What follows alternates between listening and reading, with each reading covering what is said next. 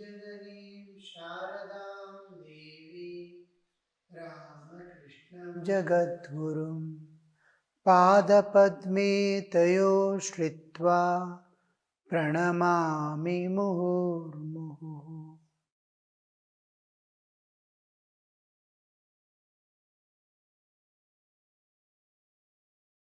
One of the devotees, Manmohan, has come and he's taking his family to Calcutta. And hearing that Sri Ramakrishna is telling, today is an inauspicious day and hope everything will be all right with you. Inauspicious days, not that good things will not happen, but the chances of bad thing happening is also, or we may not get success in our efforts. I want to climb a hill. I may not be able to finish. Suppose morning I start, by evening I must finish. I may not be able to finish it, the journey.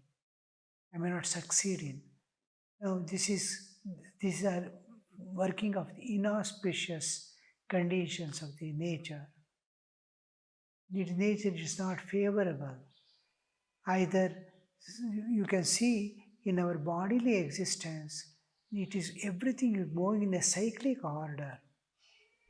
The mental waves and bodily movements, if you observe keenly, you will understand how the bodily structure and movements decide your awarenesses and actions.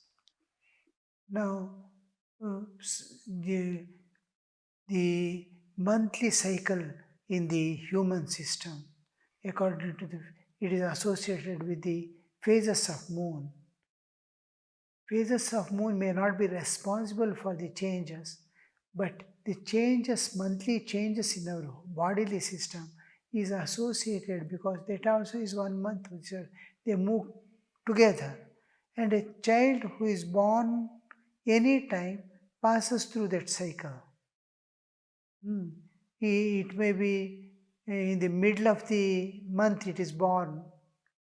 So from the half the month, the remaining half of that month, how it affects will continue. Next, after 15 days, new cycle begins. Suppose the child is born month, the quarter month is passed, and 3/4 will work for the next. Anyhow, it will start adjusting itself and continuing the cyclic movements in our bodily system. So some days in the week you may find exhausted, you may be needing an hour more in the sleep. Sometimes you may be very active and free, you may not feel the need of much sleep that day. All these are decided, these are movements of your life cycle is going on, matching with the nature. And here you see ups and downs coming. These ups and downs are in a particular waveform matching with the movements in the cosmic level, what is moving with us. Now, my days, life and nights are coming according to the movements of the earth around the sun on its own axis. The seasons are coming because of its movement around the sun, and the earth is spinning on its axis, is making us day and night. The spinning of the earth is making the day and night for us, and every moment the mood is changing because of the position of the sun is changing. As soon as evening, how we feel, early morning, how we feel, afternoon, how we feel, midnight, how we feel. The whole thing is according to the nature's functioning. It has direct influence on us. So the seasons, you see your state in rainy season. In summer, how it will be. In winter, how it will be. Our mental states, our bhavanas, feelings change according to the nature. So some days, the whole beings is subjected to a particular way. Now, for rainy season, whichever animal is there, whichever insect is there, whichever plants are there, all react to that rain. Plants are busy in developing their roots and expanding. Just like we in the morning sun rises, all will be set to activities. So in winter, it shrinks down. The trees shrink down. It doesn't develop. It doesn't. You can see the concentric circles when you cut a tree. The seasons are making it shrink and not move. And in the summer, it freely moves, expands. Mm. So we get the concentric circles when you cut a tree, just like its border. It goes on expand. This is the shrinkage because of cold and expansion, free expansion. During it expands and grows, it shrinks and grows. Growth is continuing, but it shrinks. How the nature's changes are affecting it. Similarly, weeks, pakshas, the moon waning and waxing. When the moon is on waxing phase, increasing slowly, slowly, slowly, slowly, how our mind and body changes to it, you can watch.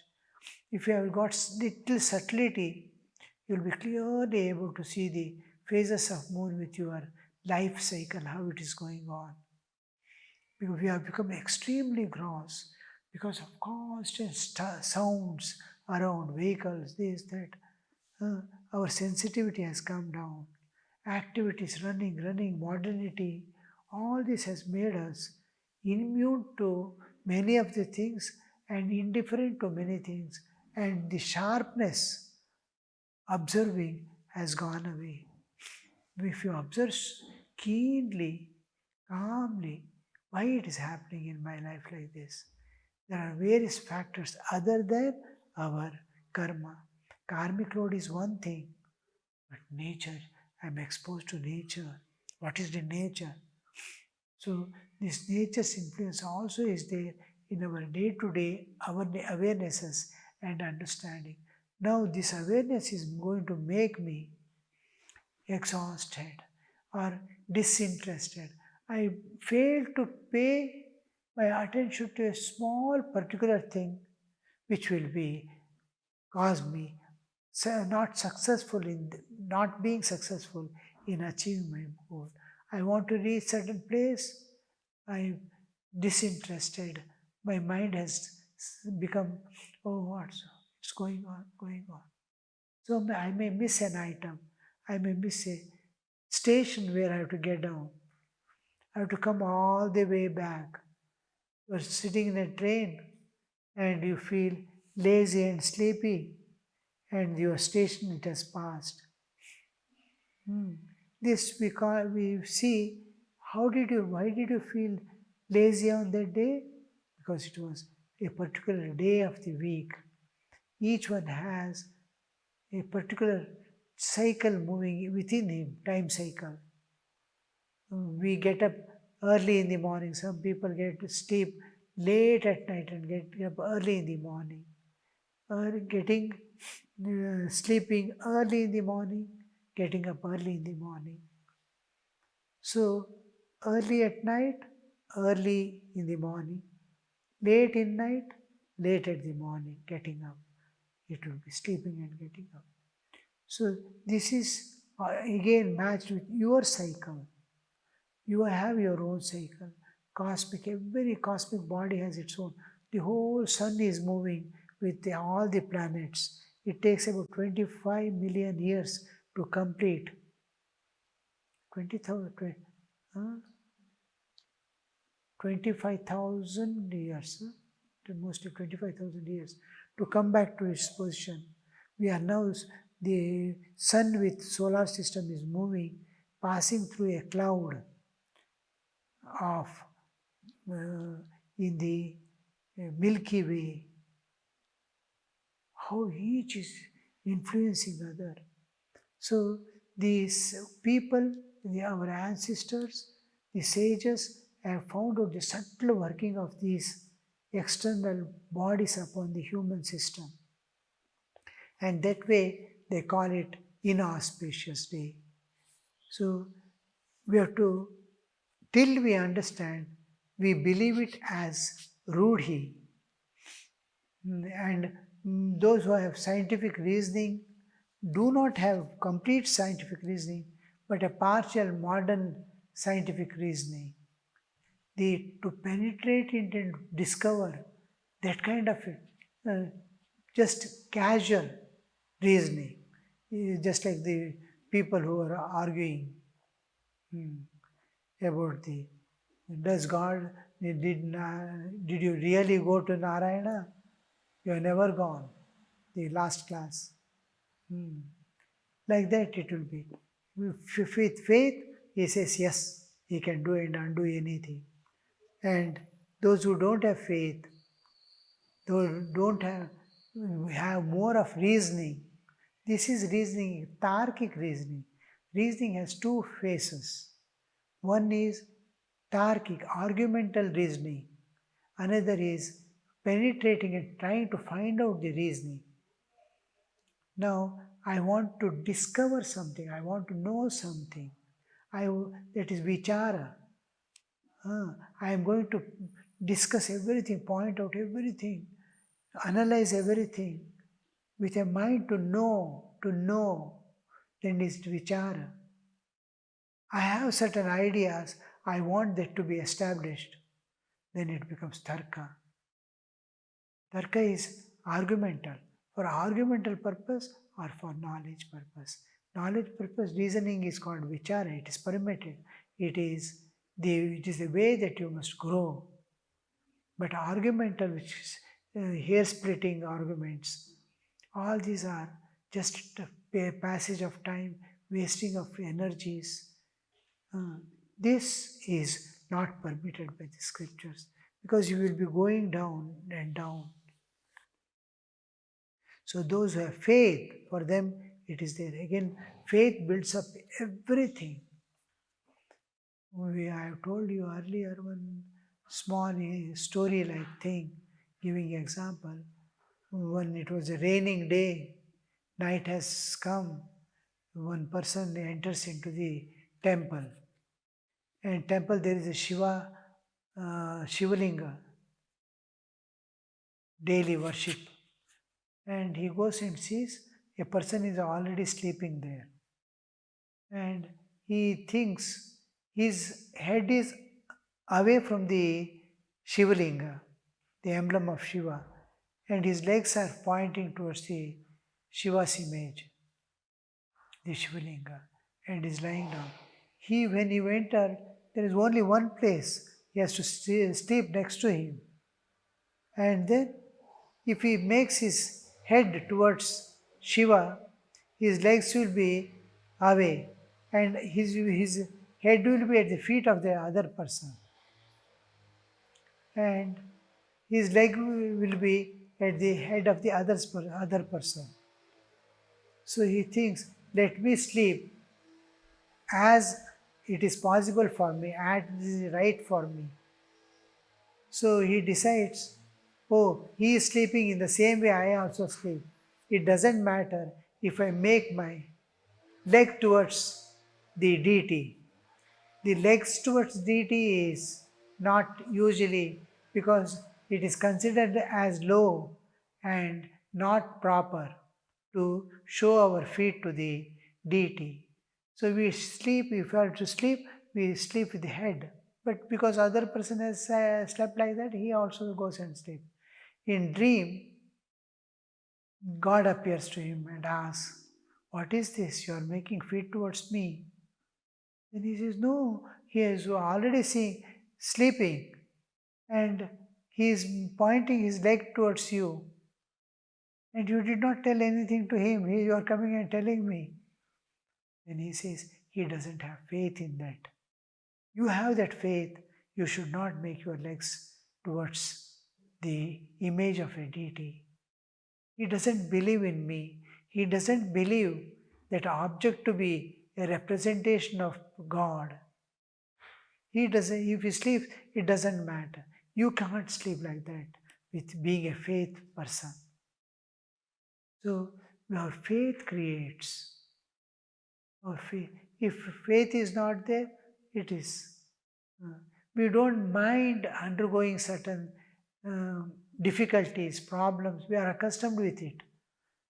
But to life to go on smoothly, to save as much time and energy as possible, to evolve to higher levels of consciousness. These are all made, brought into picture, and Sri Ramakrishna is giving validity to these things. If you believe, it will be helping you. If you don't believe, life will continue without any problem. But evolution won't be there. You will not be able to save time. All things have to be done in that way.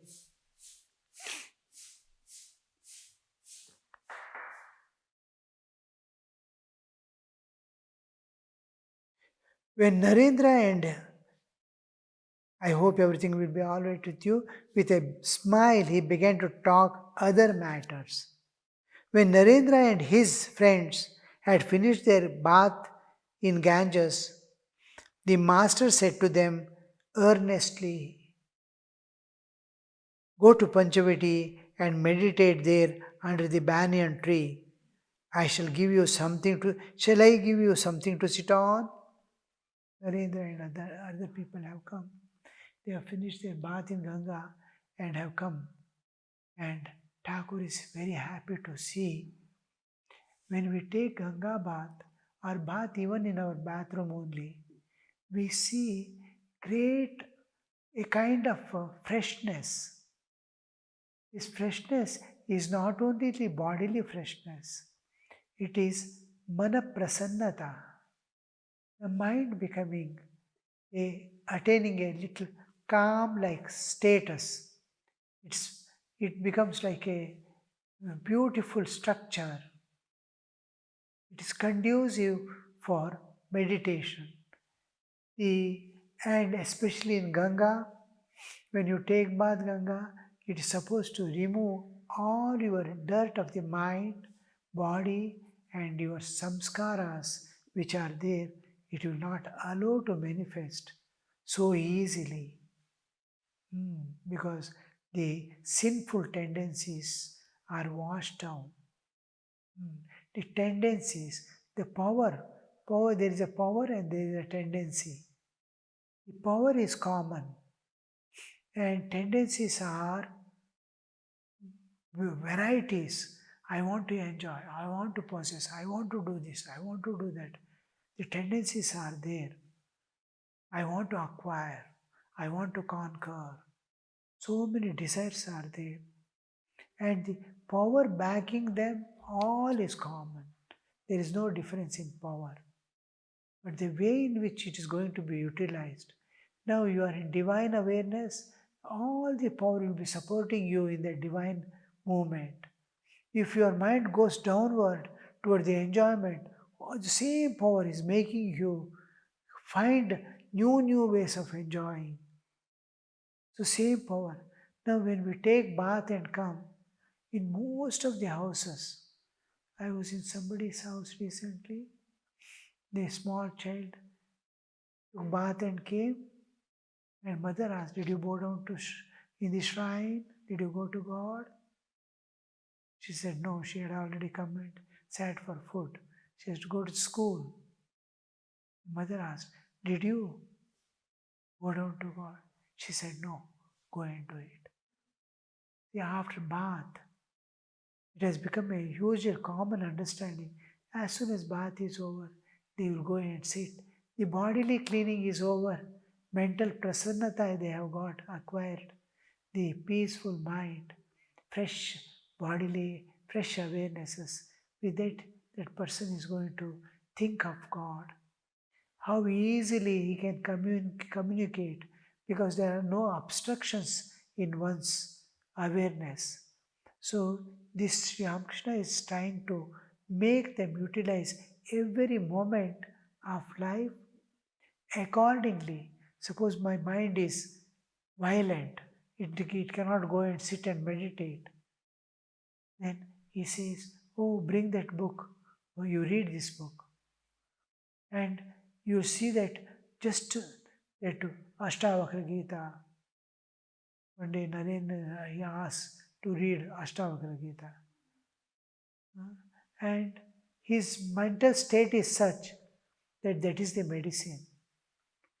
When that is medicine is given, he immediately, when he reads, the mind's whole mental attitude changes, understanding changes, awarenesses changes. And that wild, violent mind, which the cause behind it was something else, that is eliminated or that is pushed to the subliminal level, that it will not work now. It will be there, slowly it fades away, it becomes weak, faded away, and the time is past. So this we see happening in, now Sri Ramakrishna is asking earnestly, how beautifully the writer has put, you see. The master said to them earnestly, means when a person speaks from the depths of the heart, uh, it is something like endearing and blessing. Oh, my child, go and meditate now. When he says, go to Panchavati and meditate, that earnestness is expressed through the love and concern about that person. There we see the earnestness coming out. You go and sit and meditate. Then you see so many factors are governing now. His own freshness, his own manaprasannata. Now Guru's orders and the love and concern that he pours upon them. Nature's fine atmosphere. All these add up for the divine to manifest there, divine to be present there. So Sri Ramakrishna is sending them for meditation. Go to Panchavati and meditate there under the banyan tree where Sri Ramakrishna did lot of sadhana. And just behind is the Advaita Kutiya where he gets sannyasa and practices the pure Advaitic concept of Nirvikalpa Samadhi. Shall I give you something to sit on? If you're going there, you have to spread something and sit on. Usually with many reasons. One is it gives some small cushion effect that I can sit for a longer time. The harsh surface of the stone, a small cushion like a small mat to sit upon, and it insulates from the earth, constant draining of energy in various, even heat or bodily heat going away. And then the insects and many things we avoid. In forest, in the Himalayas and all, we try to sit on the deer skin because deer skin, the ants and all cannot move so easily. Insects and all, the hairs obstruct them, so they don't climb. They feel and go away. And extreme cold Himalayas all through the year because of the higher latitude. Then we see it is, I need protection from this cold. Earth will be so cold, my heat is constantly being drawn in two places where it is coming in contact with the earth and breathing. I am taking cold wind and leaving hot wind each time. It is draining away the heat. If I put a mask, if I put something protection on the nose, I will see that lot of heat is retained.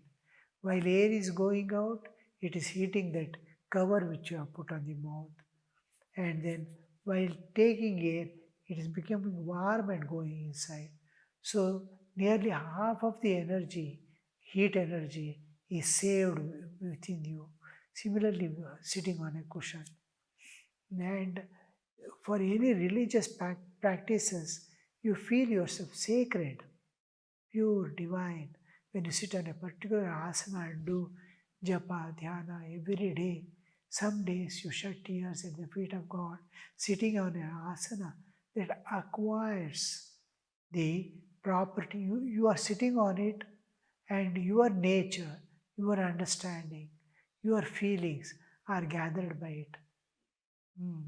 Just like nowadays, Google, just ask for anything, Bhupali Rag, one behind the other, it goes on coming, Bhupali, Bhupali, Bhupali, Bhupali. Particular singer, if you ask, the same singers, it is self-made program. Hmm. Like that, when you sit in cold, cold goes on draining, draining, draining. And if you sit comfortably and bring your mind to a particular tuning, it goes on, the divine goes on presenting in various ways. You want this, you want this, you want that. It is easy for you to move forward in spiritual. Just sitting on a particular asana, it gives a sacred feeling, a sacred awareness because of someday, sometime you have shed the tears. It goes on your nature. Your nature it has acquired and it feeds back your nature, feeding back, popping up. The same type of, I want to struggle to go beyond. I want to shed tears at the feet of God to lift me from these bonds and holdings. I am holding this, may God. So that's feeding again and again, same thoughts start coming. Mm.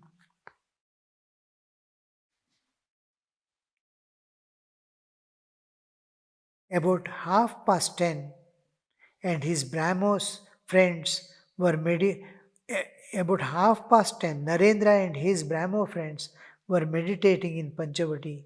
After a while, Sri Ramakrishna came to them. M2 was present. After 10:30 morning, after their bath, they come about 9 o'clock. Narendra and this Manmohan arrives. Then Narendra has finished his bath and finished maybe half an hour after their arrival. They must have, Narendra must have finished his bath and all by 9 o'clock. Now 10:30, he has finished, he is sitting there. About 10:30, Narendra and Brahma's friends were meditating in Panchavati. After a while, Sri Ramakrishna came to them.